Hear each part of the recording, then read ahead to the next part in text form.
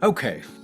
Well, first of all, welcome, welcome, welcome. Look at who we have here. We have Dr. Rikki Mullen, and I am so grateful that you have agreed to come and share really this beautiful conscious conversation with me and those that are watching.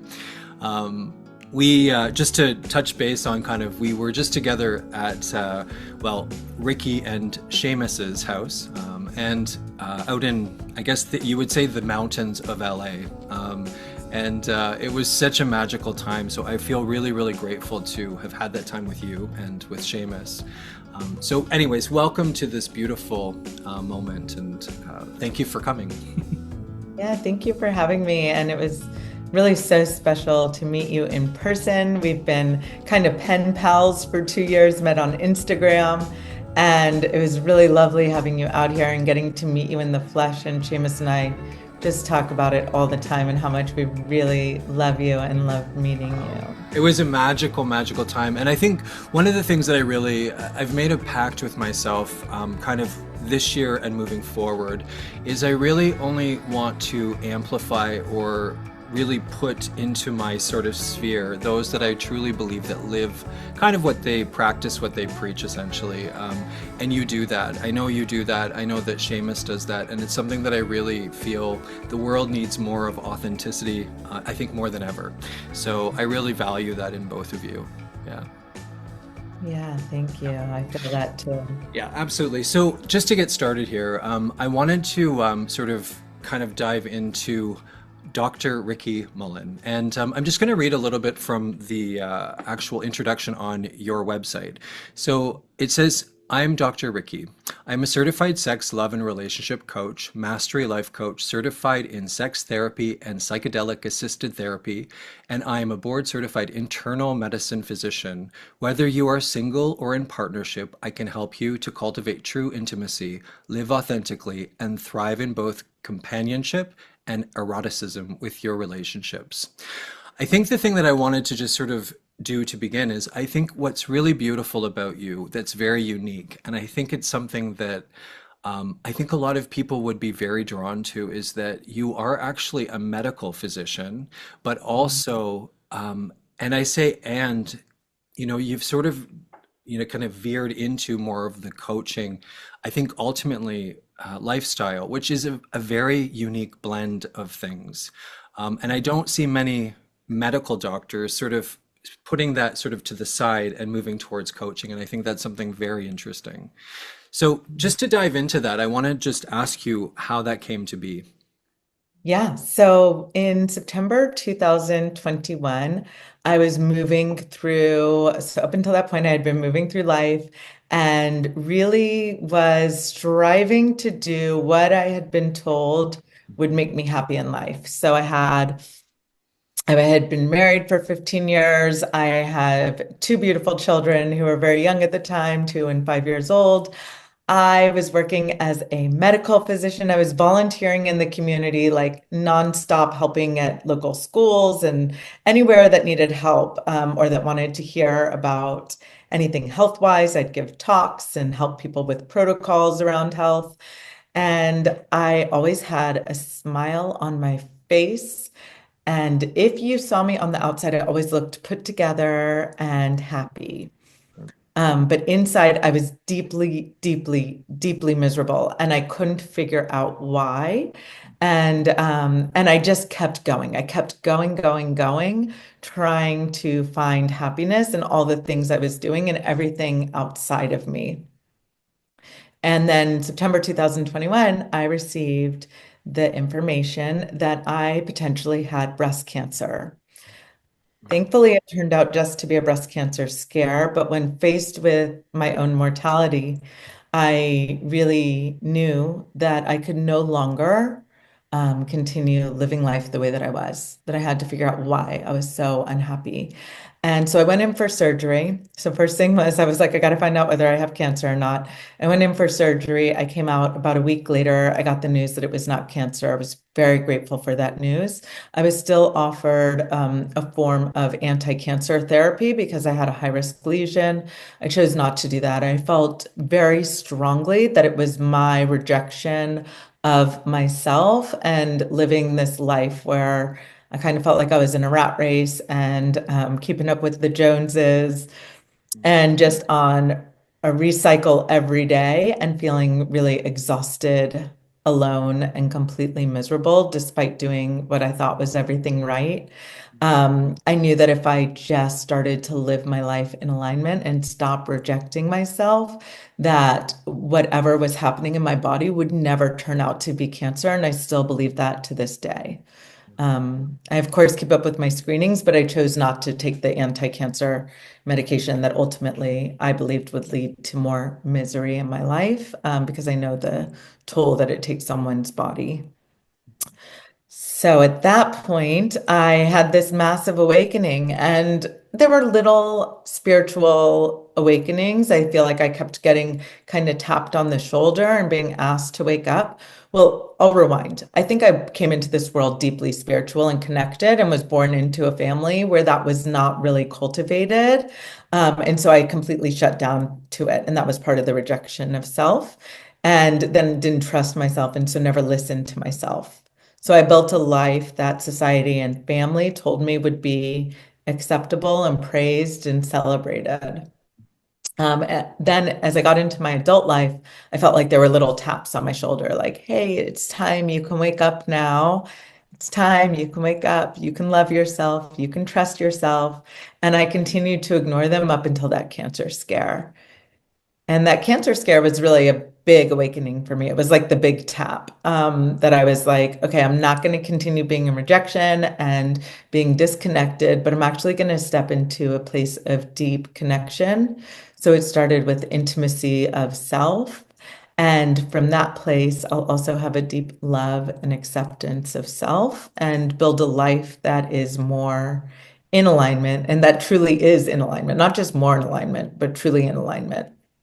And as part of that, I received a deep message that because I had lived in a 15-year marriage where I felt so disconnected from myself and also so disconnected from my ex-husband, who is a beautiful, beautiful man and an angel that came here in this lifetime to be a part of my awakening, I truly believe. Um, I really wanted to help give a voice to people who feel that sense of loneliness and disconnect. And so I decided that I was going to study everything and everything I could find around relationships and intimacy. And physical intimacy was also a big part of it because I had never actually touched my body. And my ex-husband and I had a what would qualify in the terms of sex therapy, a sexless marriage. And to me, that lack of touch, of physical touch, whether it be touch of self or touch of from a partner, can be such a lonely place to be. So I also really deeply wanted to understand that and help other individuals and couples who are struggling, both with, like I said, the companionship part, which is we're best friends. Like I see you, I see me, I intimately know myself, I intimately know you, and I accept you, and you're my best friend. Like I love hanging out with you and doing things with you. And we're different people too, and that's great. Like I accept you for who you are, and I accept me for who I am. I wanted to help couples both with that companionship part, but also the physical intimacy, the eroticism part, which is, oh my gosh, I love sex. I love being touched by you. I love, the physical intimacy that we have together. It allows me to feel alive and connected and release all the oxytocin and serotonin and feel good hormones. And I want to be in that yummy space with you. And so I really dedicated my life to really studying both aspects of that and starting my coaching business. Wow. See, this is the thing that I think is, while you're talking about this all too, like the thing that I really sort of wanted to zoom in on too is if you think about the standard of the world of today, the thing that, I remember as a child, in school, you had to be either a doctor, a lawyer, like all of the things that like you need to become this if you want to be successful at this life. And it's sort of interesting as a musician because I kind of at some point thought I would become a doctor or a lawyer, those sorts of things. And I ended up sort of doing the corporate world myself. But the reason why I say this is what's interesting is you sort of went all the way with the stereotypical, climb to the highest mountain with the most education, and really, like became what people told every child they needed to become if they wanted to be successful. And I think what's really beautiful about what you've shared here too is that you followed your heart into, you are a doctor and this other thing that most doctors probably don't really consider doing after becoming a doctor. And I think that it takes courage. I think it takes some guts, some chutzpah, as they say. And I think, well, it's very beautiful because you followed your heart. And, ending a marriage is not some small thing. It's a huge endeavor and it's a big decision. And I think a lot of people get into the space, as you well know, of being in a relationship that maybe isn't nurturing oneself any longer. So, Yeah. And I had a 2 and a 5-year-old, right? And that's like I always say, if you leave a marriage with children that young, you know that you're really not happy. And ultimately, my ex-husband, he is a beautiful man, and I am a beautiful human too.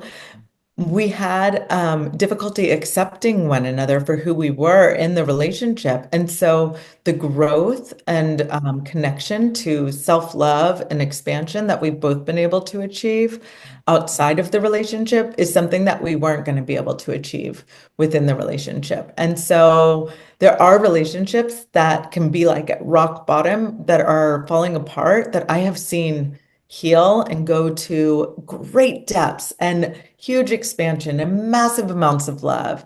That is possible. But at a certain point, when when you know you're in a relationship where you're not necessarily being accepted or seen, you have to, at that point, choose self-love, and you do it from a place of love. So you're not leaving the relationship with resentment or I'm angry, but with let's just make more space for love here, right? it's Let's beautiful. allow for And greater the love. thing and that part of your story is really, really beautiful because I know so many people that become, very let's use the word bitter, use the word toxic. There's endless stories of those people that leave a marriage in a way, when there's children and it isn't left in a way that is best for all parties. And I think Corey, my husband always says that, at one point you loved each other enough to have children. And, Yes. why is it that, and I remember you saying something one of the times that we've talked about, not to speak negatively around the DNA. And I wanted to ask you about that. Yeah. Yeah, absolutely. So I always say, by the way, that marrying my ex-husband and divorcing him were equally both two of the best days of my life. And not divorcing him because I was angry at him, divorcing him because it was choosing myself, choosing love for both me and for him, right? Yeah. But yeah, the father or the mother of your child, that your child carries 50% of their DNA. So the second that you say anything Mhm. that is not kind about the father or mother of your child, you're essentially insulting and putting down your child or telling them there's something wrong with them because they are 50% each. 50% each parent, right? And whether they're genetically, so if they have two fathers or two mothers, or they're adopted, it doesn't matter if they're genetically theirs because they're still raised by them for those first years of their lives. So the second you say anything putting them down, you've essentially told your child you're bad. 50% of you is bad, which is incredibly harmful for a child. Yeah. That really, when you said that, when we were talking about that the last time, it really grabbed my attention because I think a lot of people need to remember that, and I think and I know that, the other side of that is, when a child becomes an adult, all of that becomes almost that subconscious, conscious mind confusion that I think can take years to sort of unravel and unwind to heal. So I think, getting ahead of it and really finding peace within relationships when you exit a relationship is very important. Yeah. Yeah. And relationships can always be exited with love Yeah. because it's love for self and also love for other to choose a new way. And the truth is when you come into the awareness that nobody is responsible for anything, Mm. right? So humans oftentimes want to blame people outside of them for the way that they're feeling inside, but ultimately everything's a choice. Right. Unless you were absolutely forced into something like an arranged marriage and then you were dealing with abuse, like that's a different situation. But ultimately, you've chosen everything. You chose to marry this person, you chose to stay in the relationship for as long as you did. You even chose maybe to enable certain behaviors. So if it's all a choice, then you can also choose to leave because you love yourself. And so then there never needs to be resentment or anger. It's Yeah. because you're responsible for it all. Like you are responsible, so you're never a victim. Yes. Well, I I love how all of this sort of is sort of moving into this direction of I think just where we're living in 2025 and beyond. I think the human being, I think we're starting to get it more, most of us, I would like to think. And the thing that is very interesting about following your heart, and I'm someone that, I've been sort of doing this publicly for about 14 years, but I think what's really interesting, and I think you and Seamus really, I think, embrace and embody this belief that, if you want to be happy in life, you have to sometimes choose happiness. And Mhm. I really, going out to your ranch, I just want to preface, I went out and one of the things that I really want to really kind of highlight is how kind you and Seamus are. And I think the thing that I see a lot in the world, I mean, I know a lot of people, and I see, people that are kind of, getting by or working on this or working on that. But when I see both of you together, you're very happy and you mean it. And it's, the little, love is in the details, the small things. But I really noticed that with both of you. And you're sort of in this honeymoon, like Yeah. beautiful, juicy sort of love. And I loved watching and just witnessing that loveliness of you honoring him and him honoring you in such a respectful way. And you're happy. Yeah. Yeah, in relationship, there's the beginning phase of relationship is called either symbiosis or fusion, where there's the we. So it's you're kind of love drunk and you're in the high of the dopamine and all the new experiences, and it becomes a we. And two people typically end up spending a lot of time together, and they're like, oh, we like these things and we like these things, and that's so cool. We can do this together. And that's great. It's really important for the beginning of a relationship. And for the lasting relationship, the differentiation is really important. So, differentiation means you have your thoughts and I have mine, and you have your likes and I have mine. And that's okay. Like the word that sometimes uses, I can tolerate that, but I bring it to, I accept that, right? And so then at the core of all that is we can be two different people in relationship and have an acceptance for one another for exactly who we are. Yeah. And it doesn't mean that we always have to see eye to eye. So we can disagree, and that's also okay. But I can hear your view and you can hear mine. I can hear your heart and you can hear mine. And in that, it's actually the foundation for a very strong relationship where it doesn't always have to be that we like all the same things or we always believe the same thing or we do all the same things. Because what happens with the we is that ultimately in arguments, one partner will be like, why aren't you seeing it my way? It has to be my way because we've always been a we. But in differentiation, it's, oh, this is my way. And I understand how you feel too. And we can both accept that we both are here. Yeah. And it actually is the core for like a really strong relationship. And one of the very first things I noticed with Seamus was his acceptance of me. Yeah. And in his deep acceptance, so he's like such an integrated human. I mean, I love him so much. He's so integrated. His inside matches his outside, right? And there's so much safety in that. But he's always, always accepted me. And in his acceptance of me, even the judgments, because I have a loud inner critic, so even the judgments that I carry of myself, I learned to let those melt away and to come in deeper acceptance of myself. Yeah. And in my deeper acceptance of myself, I felt safer within myself. So then, knowing that I am safe in myself and I trust myself, I can accept him for the man that he is. Hmm. And that means that he could make a choice that maybe doesn't feel the best to me, but I'm always safe because I've got myself. But he taught me that through his acceptance. And that is really beautiful. Yeah, and I love that you sort of also met. I think the way that you met is also really beautiful, and you were, you decided to sign up for a course essentially, and you met, just in this beautiful way of really enriching your life to be better. And I think, meeting that way is such a powerful part of your story too. And I think it's so cool.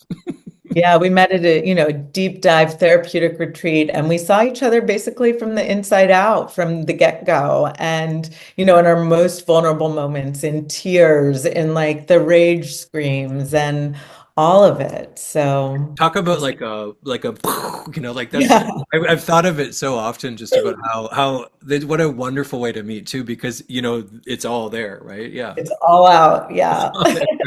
So while we're on the subject, I wanted to just hold this up and sort of just share. So this is Seamus. So this is Dr. Ricky's husband and beautiful, beautiful partner in life. And I think what's so wonderful about the way that life works, and I just want to sort of touch on. I've noticed more and more when you live from your heart authentically, and that means that you don't let fear stop or block you. That's sort of Yes. one of the things that I try to just remind people. And it doesn't always mean it feels good to live from your heart. It means that sometimes you have to face fear. But I have to share that my husband, who we've been together for 22 years, so a long time in my mind. Yes. People always are like, how long? But yeah, so we've been together for 22 years.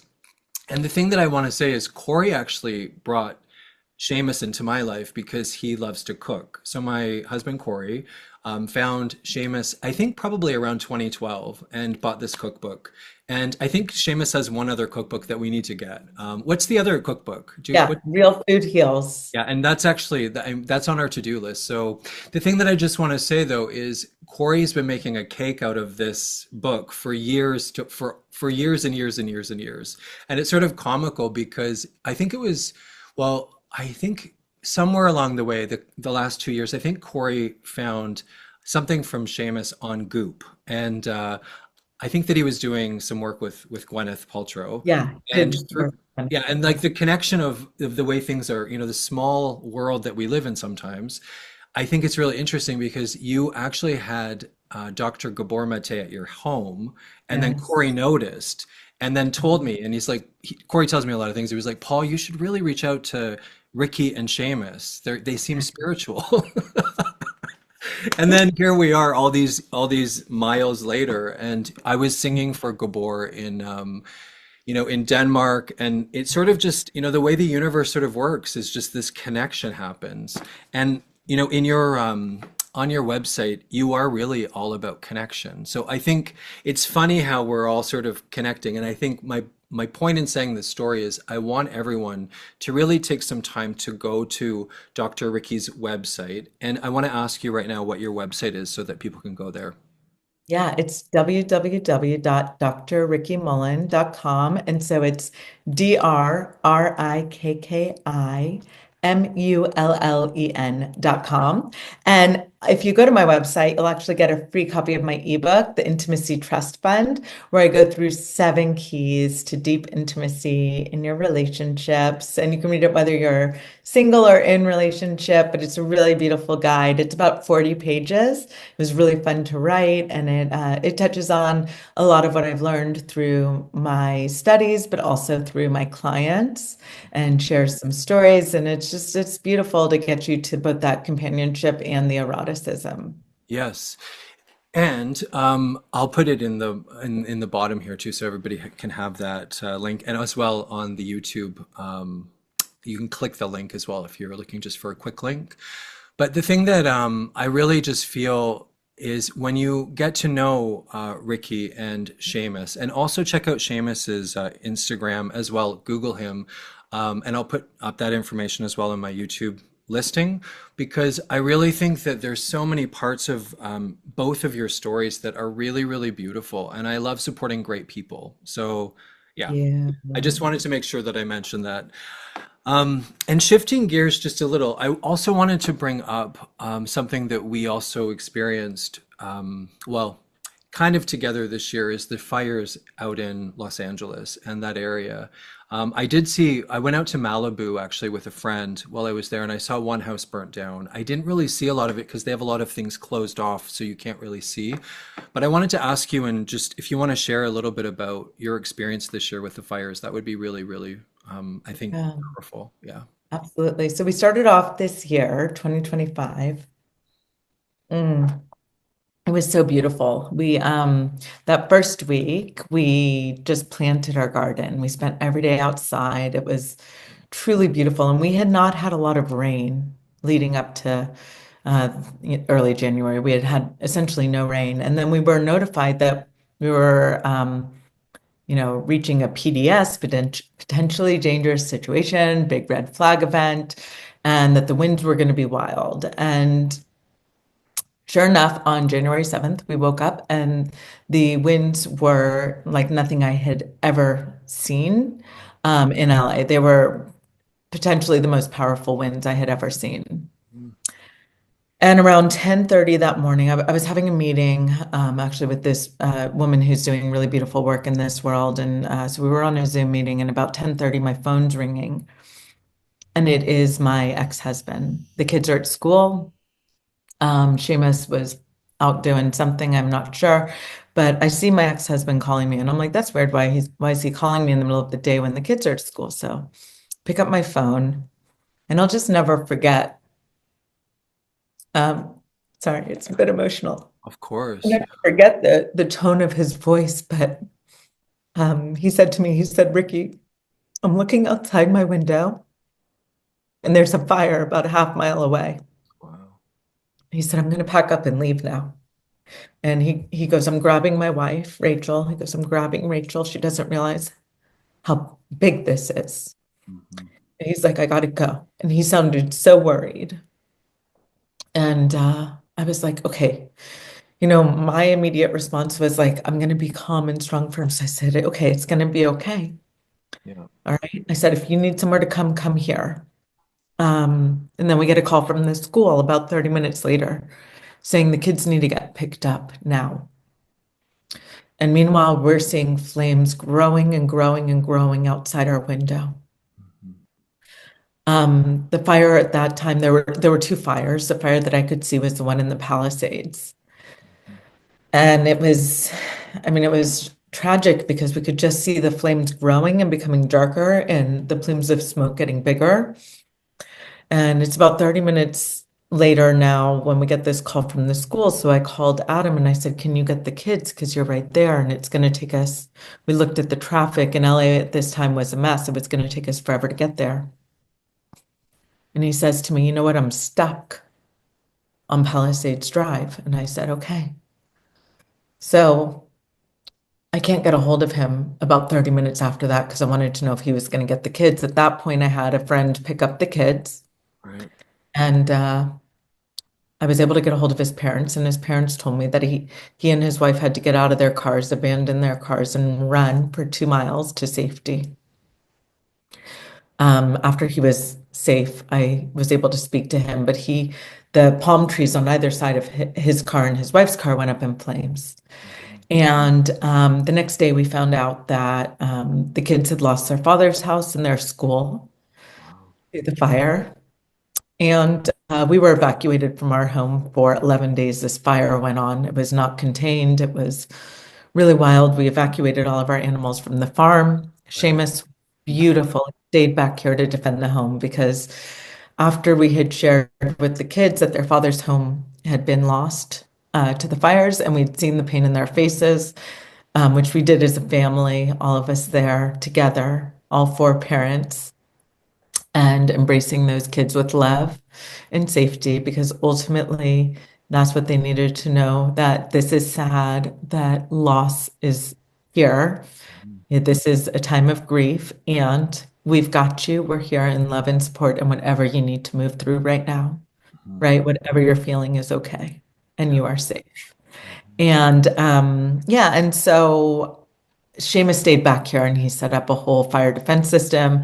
And the fire came about a quarter mile from our house. It never really threatened our home, but he was here in defense, ready to protect it, no matter what, which was so beautiful.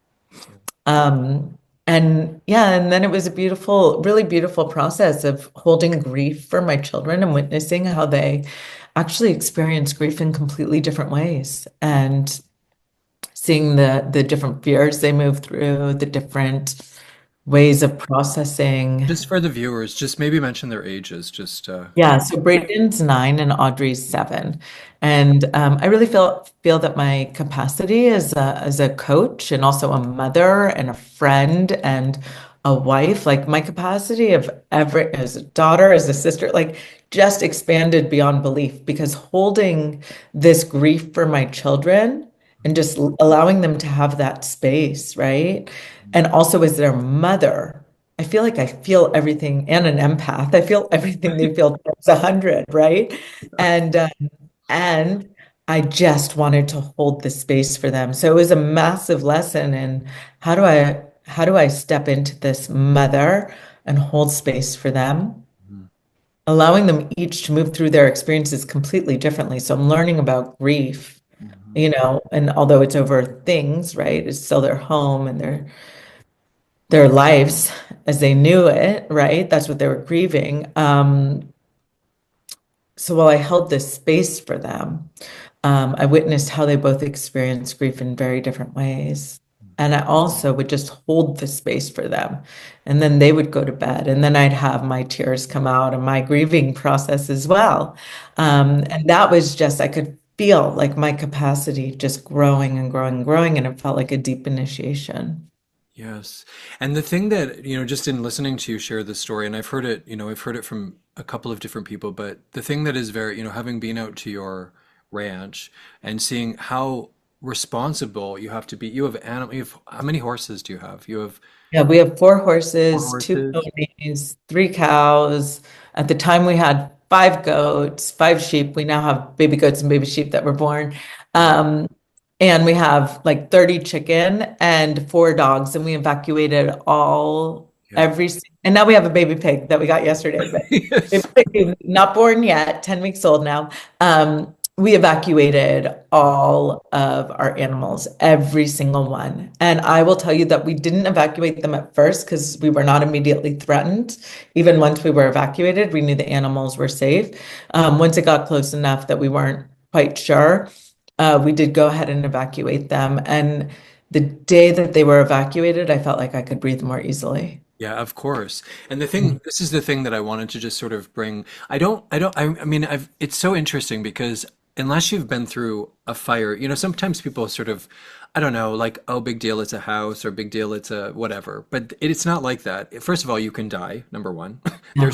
There's smoke that can kill you. There's so Mm. many th factors to consider. Plus, LA and mountains, it's hard to move around and maneuver because they close off roads that you then can't access other roads. And it's much more complicated than people, I think, realize, having been out there and driven these areas. I just don't think that people really have a concept of what that really would be like to live that. And not to mention, if you get stuck in that, you're surrounded by brush that would burn you. So Yeah. I think this whole one of the things that I just want to say to the viewer is just, we need to have compassion and just hold space for this aftermath too, because I think people are still, still healing. It's still very fresh. And, it's Oh, funny, it yeah. made the headline news, but it seems to have just, gone away, but it hasn't in the people that are living it, is my point.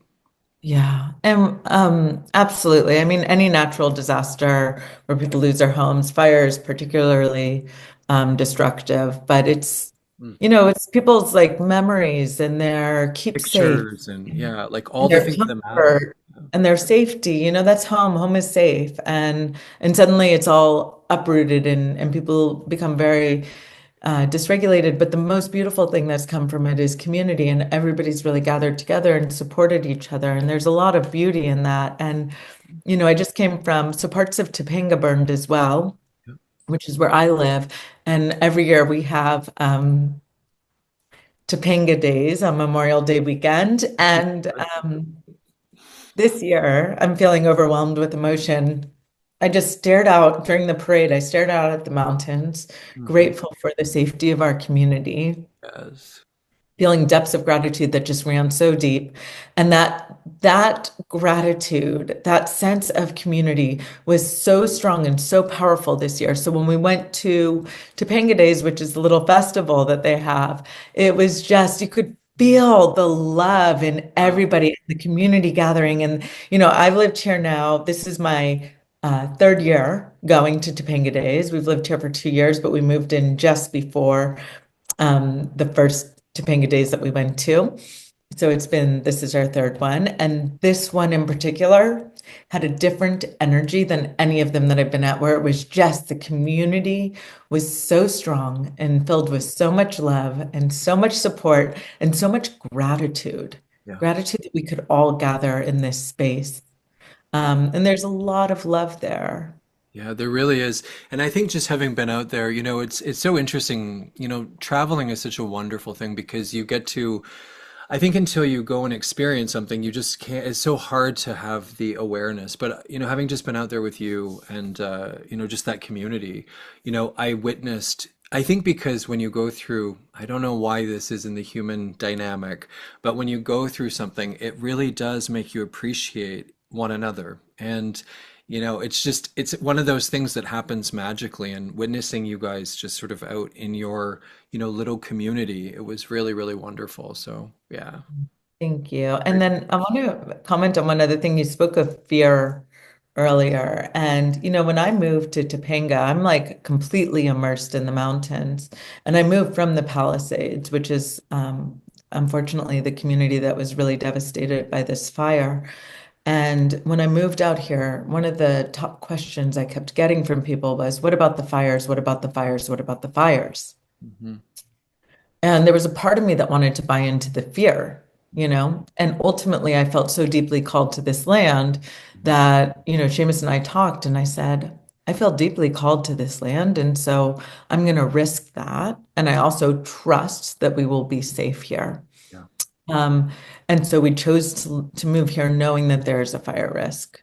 Now, the community I moved from in the Palisades was not at risk of a fire. It was in the flats. It was a highly densely populated area. There was no thoughts that it would be gone ever, right? And yet it was taken. And so there was a big message. That house is no longer standing, the house that I lived in for 5 years. And there was a big message that came through. And that message was, we cannot live by fear. Yeah. Because if we live by fear, fear will find us. Yeah. Had I stayed there out of fear, I wouldn't have a home. And yet this home would be standing. And so, not to say that one day this couldn't happen here too. Of course, I'm in a high fire risk area, but the message is that we cannot make choices based on fear. We just can't. Yeah, and it's such a great reminder too. And I think to the point too is I think a lot of people told you, I remember you saying that a lot of people were like, you're crazy to give up that amazing house. Like, what are you doing? Like, don't do Yeah. this. And like it's so ironic how sometimes when you follow your intuition, because you followed what was, ultimately calling your name, and you Yes. did what people really thought was the wrong decision. And- Yeah, and the old Ricky, the people pleaser, rules follower one, would have stayed there. Why? Because I would have gotten validation for being in that home, in that community, in that neighborhood, right? Whereas when I moved out here, I love it here. yeah. But a lot of people are like, "Oh my gosh, you live off a dirt road and like, you're in the mountains and you've got all these animals and I Oh don't know, my people God. totally crazy." And yet I am at peace. The peace behind you. I am at peace. I have love. There's love behind you. I have love. Like that is what I have chosen is my truth. And that is peace and love. Well, it's beautiful. And I think just, I had the really, quite frankly, the blessing of walking around your property and being introduced to your animals. And I think just the ranch life, which, a lot of people, I think ultimately, I don't know, unless you have that desire, maybe don't understand it. But I think because I grew up around farms and animals and horses and those things, going into your chicken coop and watching you and Seamus sort of collect eggs and like, I'll put pictures up of all of this too, so that you can kind of see a little bit.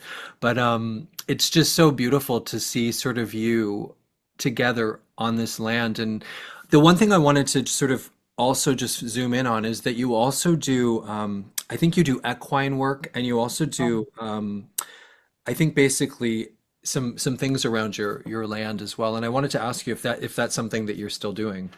Yeah, so we do equine coaching work, which is essentially helping people understand their nervous systems and mirroring and co-regulation through working with the horses, because the horses are such powerful, powerful beings for that. And so we do equine coaching work where you can come spend half a day with us and we'll guide you through that with both Seamus and myself. And then we also do these VIP couples retreats. So for couples who are moving through either wanting to deepen their connection or if they're moving through crisis. We do retreats anywhere from 2 days to 4 days typically. And it's highly customized to whatever your needs are, combining principles from my therapeutic training, but also from Tantra. And so it's a really deep and powerful experience. And then nature, of course, because we're out here and you get the equine experience with that if that's a desire as well. So it's really beautiful. And then the other thing I'll mention is that Seamus, his whole journey has been healing himself with food and lifestyle. And he has this deep understanding of, yeah, the nervous system and nutrition and lifestyle. He's really, I mean, he has like lived, you talk about living these living what you teach, and that is exactly what he does. It's so beautiful and so powerful, and especially as a physician to learn from him, a level of health and wellness that we actually aren't even taught in medical school, but that is so powerful and vital and important because it taps into the nervous system and into nutrition and into lifestyle. So it's really integrated. Um, so he has this whole world, and I have my whole world of intimacy with my therapeutic training and my tantra training and my sex therapy training, and my Literally internal. a match made in heaven. This is one of the reasons why I wanted to bring it up. Just while you're on the subject too, because I think it's really cool. I was actually reading a little bit about Seamus yesterday just to prepare for this a little bit more. And the thing that I really loved in reading some of like I think just I really related to Seamus in a way that I had already related to him, but even more so by reading about I think just, as someone that has I've struggled with my weight personally. So that's something that I've always said all my life. And I'm very aware, I'm active as much as I can be. And like weight as you get older goes like you can kind of like curve a little bit more than I'd like to admit. But the thing that I really want to speak to is I saw a picture of Seamus in I think the more recent cookbook where there's a picture of him a little bit larger and where he's at now, which is fit.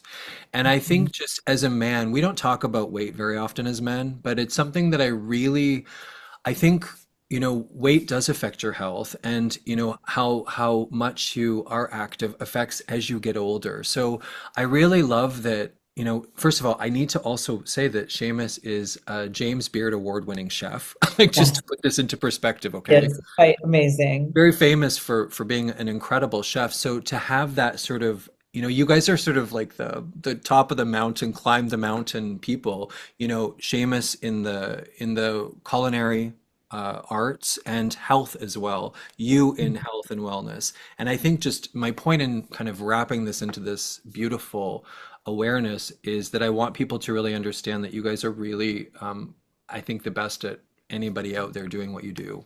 Thank you. Yeah. So I was going to say, like, our next chapter is actually combining what we both do because we really complement each other. And at the core of all of it is connection, it's health, it's thriving, it's wellness, it's a living life. And so I really find that everything that has been leading up to this point in our lives has been about disconnection, right? Like, we look at COVID and how it kind of took people and put them in isolation and digitalized so much. And we see that trend just continuing on. Yeah. And for me, the message is how do we come back into The community, connection into community. Yeah. connection? Yeah. And so that's what Seamus and I are really building Kismet Ranch into is a place of community, of connection, of experiences. And so there'll be a lot more to come where you actually gain from both of our expertise, but also we'll be bringing in incredible souls. Yeah, and the thing that's really, I mean, just to touch on the beautiful part of this, like the guest house that actually I stayed in is Absolutely. Like, I mean, it is stunningly beautiful. Waking up with beautiful, doors that lead out to like this, the beauty of the mountain and the land. And I mean, it's just like the most gorgeous place too. So I just think that if anybody wants to really have an experience, definitely reach out to Dr. Ricky. And yeah, I think that that's just a beautiful thing that you're doing. Yeah. Thank you. Yeah. Well, I feel like I wanted to just shine a light on you and just really introduce you to a community that surrounds me with what I do. And, I really feel that the more I remember, I was thinking when I was just sort of wanting to say this about you and Seamus in particular, this memory came back to a prediction back when I was like in my teenage years. I remember reading a prediction, and I think it was Sylvia Brown, if I'm not mistaken. I don't know. Do you know her? Do you remember her from the Geraldo show? No. No, it wasn't Geraldo. You know what it was? It was, oh my goodness, I'm gonna forget. Montel Williams. And I remember Okay. I used to watch her, and I remember reading her book a long time ago. And one of the predictions for the future was that there would be a lot more spiritual work surrounding like coming together in, I think, communion, essentially with people that genuinely need to heal, going to the healing space where people commune together. And I was just having this vision where it was like, what you guys do is that, and it is that. Yeah. Mm, So, anyways, thank you. on that note, I will just press pause because I feel like we're going to be sort of sharing your work over the years. And, just thank you for making time and introducing yourself to my community. Yeah, thank you for having me and thank you for your big heart. And I just feel so grateful that we've been connected. Likewise, and it's really, really special. And I will send all my love to Seamus and just say hi to him for me. And I will. and I'll hit pause and we'll continue this maybe sometime at Kismet Ranch. That sounds wonderful. I would Okay. love that. Okay. Thank you so much. Thank you.